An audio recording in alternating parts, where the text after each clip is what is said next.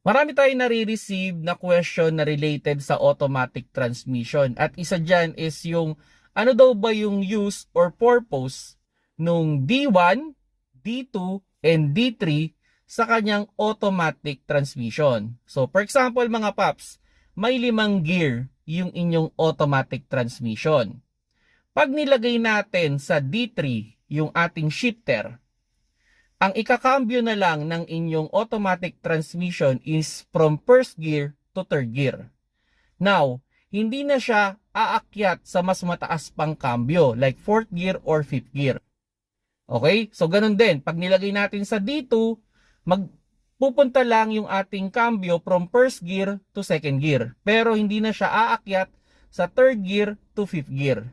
Ganun din naman sa D1. Or yung iba dyan, L ang nakikita natin.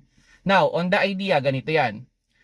Yung D1, sabihin na natin, pwedeng tumakbo yung ating sasakyan ng around 20 kph na komportable yung makina.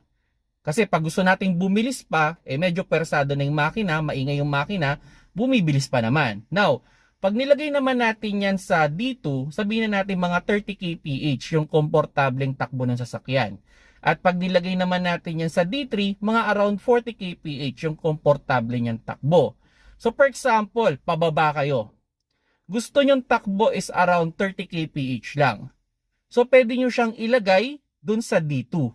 So ang mangyayari nun, magme-maintain na lang yun ng mga 20 to 30 kph na takbo at hindi na kayo pepreno ng pepreno. O like for example, ito, aahon naman kayo. Sobrang tarik ng ahon, loaded kayo. Pwede nyong ilagay dun sa D1.